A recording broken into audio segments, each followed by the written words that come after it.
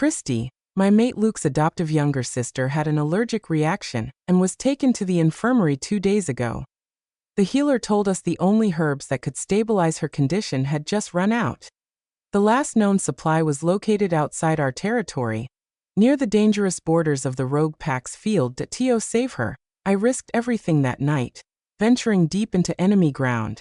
After 10 grueling hours of searching, I finally found the herbs, but before I could return, I was surrounded by a pack of rogues that I was too exhausted to fight a full werewolf squad on my own. That I resisted as long as I could, but after several rounds of attacks my body gave out. With the last bit of strength in me, I tried to mind-link Luke, my mate, begging for help. He refused. Once, twice, 10 times, 15 times, he rejected me. And in the end, he didn't just ignore me. He blocked our link completely. Abandoned. Betrayed. I collapsed into the dirt, bleeding and unconscious, while my mate chose silence over saving me. When I woke up in the infirmary, I saw Alex, the commander of the werewolf tribe, sitting silently beside me, his eyes full of worry. I gave him a bitter smile. Before he could say a word, I spoke first, my voice firm and unwavering. I've made my decision. I'll go to the Northern Territory for training. I leave in 2 days. Just as I finished, the door was kicked open with a loud bang. Luke stormed in, Kristy and our twin pups trailing close behind. The moment he saw me, he lost control. His wolf surged to the surface, and before I could even speak, he pointed a shaking finger at me and roared. "Christina, you pulled this pathetic stunt just to get our attention? To compete with Kristy? You wasted our warrior's strength for your vanity. You're not fit to be a Luna." My wolf flinched at his fury, trembling in fear. I struggled to steady my breath, trying to calm her. And then it hit me. Today was Kristy's birthday. Luke had given the whole pack 2 days off, just to celebrate it with her.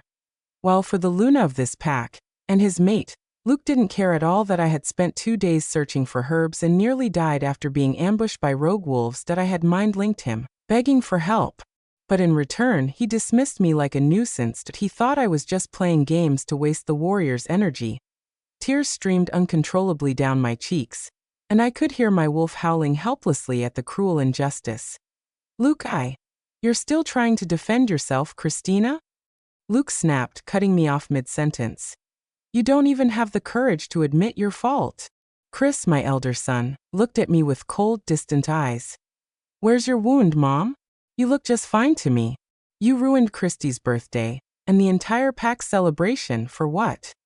Colin, my younger son, let out a heavy sigh, his eyes filled with disappointment. "Did you lie just because we love Kristy more than you?"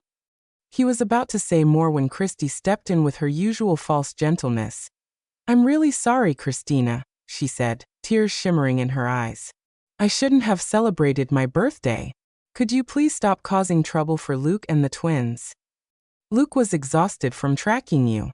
He's barely rested. Chris and Colin were worried sick and didn't sleep at all. If it helps, I won't celebrate my birthday ever again. Just please stop making things harder for them."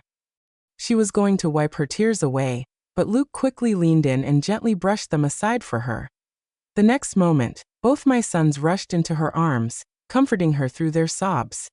"Don't cry, Kristy. No matter what Mom does, we'll still love you." I stood frozen, staring at this perfect picture of a family of 4 wolves. And in that moment, it felt like 1,000 needles stabbed straight through my heart.